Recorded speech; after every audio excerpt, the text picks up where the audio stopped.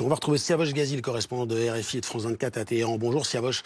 On voulait évoquer avec vous ce bilan donné par le régime, le pouvoir judiciaire iranien, qui affirme que le bombardement de la prison d'Evin a fait 71 morts.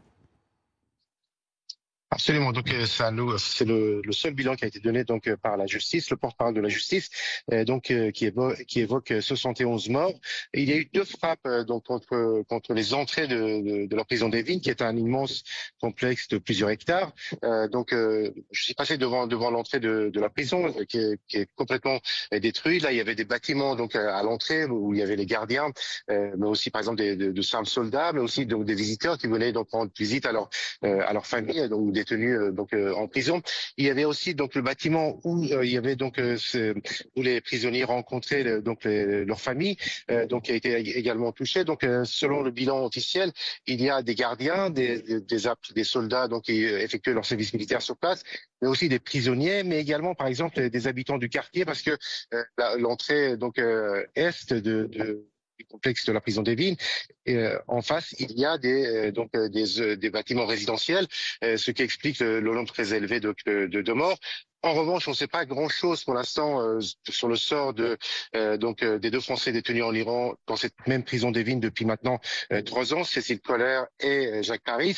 Le ministre français des Affaires étrangères, qui a eu son homologue iranien, a dit qu'il serait en bonne santé, mais les autorités iraniennes n'ont pas donné d'informations, donc ne communiquent pas sur leur sort, sur leur situation. D'après ce qu'on sait, il n'y a pas eu d'informations de la part, par exemple, du Quai d'Orsay sur une éventuelle visite consulaire qui a été demandée par Jean-Noël Barrot dès mardi dernier. On ne sait pas que des diplomates français à Téhéran n'ont pas pu les rencontrer, et puis non plus pas d'appel téléphonique à leur famille en France.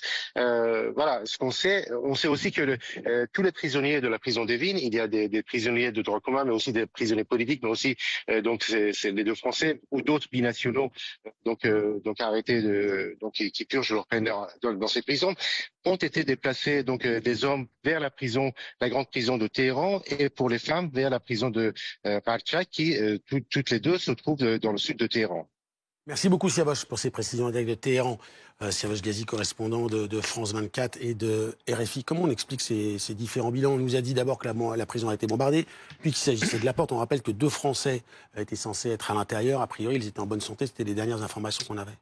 La question est de savoir quel était l'objectif recherché par les Israéliens, parce que les bombardements sont précis, donc ils savaient très bien où est-ce qu'ils tapaient. C'est pour ça qu'on a parlé du bombardement de la porte. Oui, alors est-ce que l'idée c'était en quelque sorte d'ouvrir la porte pour que tous les prisonniers s'échappent? Ils auraient été de toute façon rattrapés, et je ne sais pas ce qui se serait passé s'ils avaient tenté de s'échapper. Alors, est-ce que c'est aussi pour impressionner le régime? En fait, on voit que le régime pend haut et court assez rapidement. Donc, voilà, c'est le genre de frappe dont vraiment on peut s'interroger sur l'opportunité et l'utilité. En tout cas, elle a mis de facto la vie de nos otages en danger. Amélie Chili. Oui, simplement, peut-être faut-il aussi se concentrer sur Evin. Pourquoi Evin? Ce n'est pas la seule prison qu'il y a en Iran, mais la prison d'Evin, c'est le symbole de l'opposition par excellence, parce que c'est la prison politique.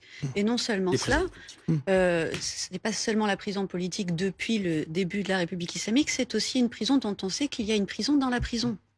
C'est une prison qui échappe absolument, c'est une entité qui est certainement la plus dans l'ombre de tout ce que les organes de la République islamique se permettent de rendre fonctionnel. Marc Lefebvre. Oui, je crois que ces bombardements arrivaient dans les derniers jours dans le dernier jour avant de cesser le feu, à un moment où je pense que les cibles significatives manquaient, les cibles en surface manquaient, et qu'on continuait à bombarder. On a aussi bombardé la résidence de Khamenei. Et on a bombardé, quand on a bombardé la prison, on s'est focalisé sur les locaux où était le personnel de la prison, le personnel répressif. Mais je crois que on était en fin de cessez-le-feu. Et moi, ce qui m'intéresse à ce stade, si vous voulez, c'est quelles sont les issues politiques possibles. À quoi le pouvoir iranien actuel est-il confronté? Il est confronté à une option qui est... De toute façon, il cherche à se protéger, politiquement et économiquement. Le programme nucléaire lui servait à se protéger. Donc, maintenant, il est face à 2 possibilités. soit il relance à petit feu le programme nucléaire, étant entendu que les contrôles de l'AIEA et les contrôles qui existaient étaient quand même très limités et dépendaient du bon pouvoir du pouvoir iranien. Normalement, dans le TNP, l'AIEA s'arroge le droit d'installer des caméras de surveillance scellées, inviolables par les exploitants du site, pour surveiller à distance toute l'activité nucléaire. Là, Ceci n'a jamais été fait en Iran. Donc le contrôle de l'AIEA en Iran était quand même assez symbolique. Le pouvoir iranien actuellement est face à deux possibilités.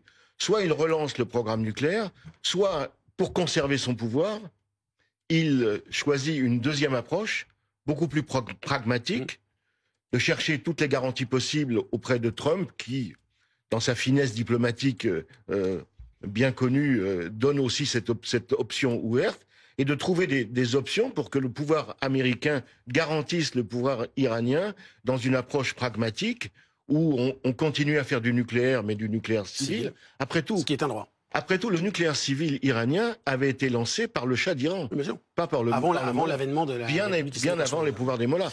Donc il y a des portes de sortie possibles. Pour ça, il faut à la fois de l'intelligence et du courage. Et nous suivrons cela évidemment. Merci à tous les trois d'avoir été sur le plateau pour évoquer cette situation.